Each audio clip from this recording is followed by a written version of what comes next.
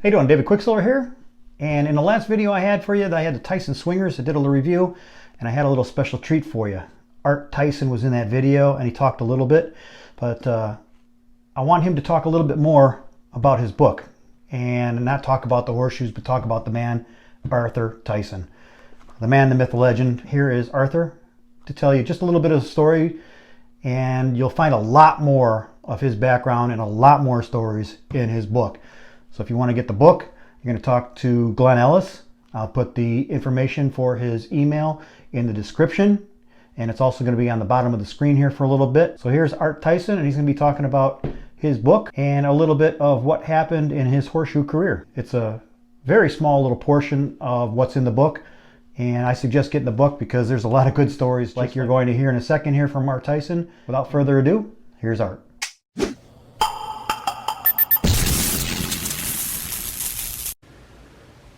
Hi, I'm here today with Art Tyson, also known as Mr. Clean the Ringing Machine. He is a world-class horseshoe player. I'm going to let him talk about his achievements.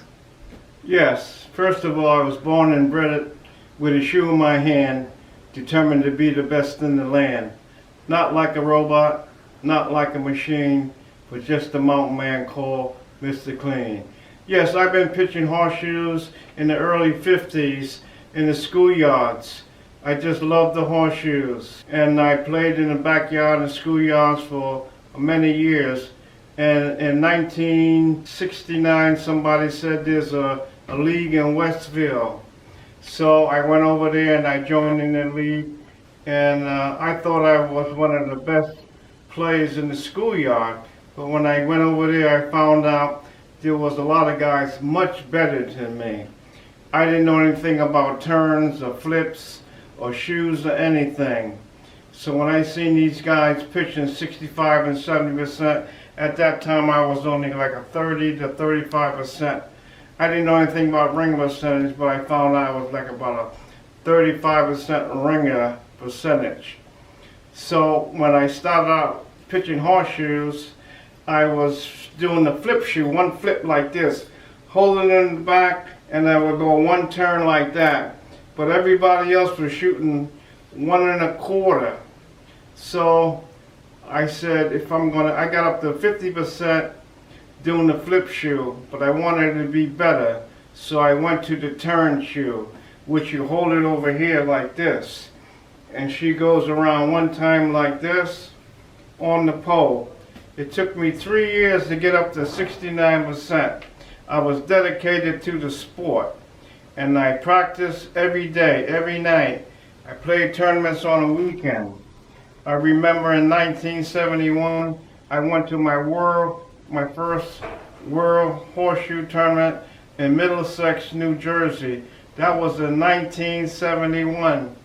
I wasn't good enough to make the championship group, and I was good enough to make the B group, and I was in the finals in the B group in Middlesex, New Jersey.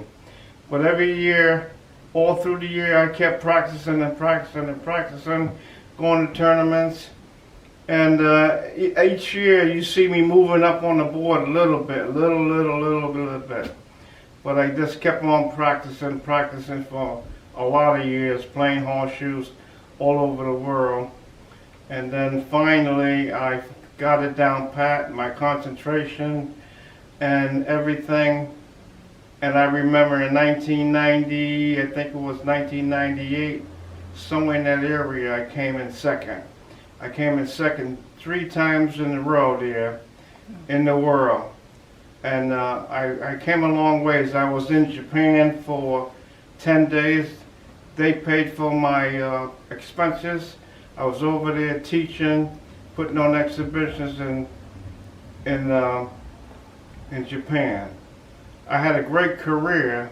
These are some of my trophies. I had about 200 trophies, but I kept a few because I was lugging these things all over the world. And but I still got some trophies. Right now I'm 83 years. I started pitching horseshoes when I was about 11 years old, and I pitched all the way up to about 2005 or 6. I haven't played in any tournaments since.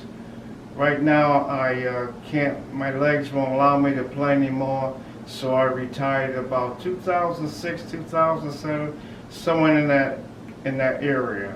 I had a great career.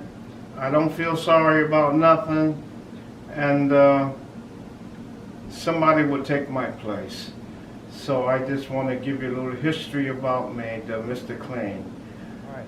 Thanks, Art. Really enjoyed that. And you'll enjoy a lot more if you contact Glenn Ellis and get a copy of this book for yourselves. Appreciate you watching. Have a great day. Thanks.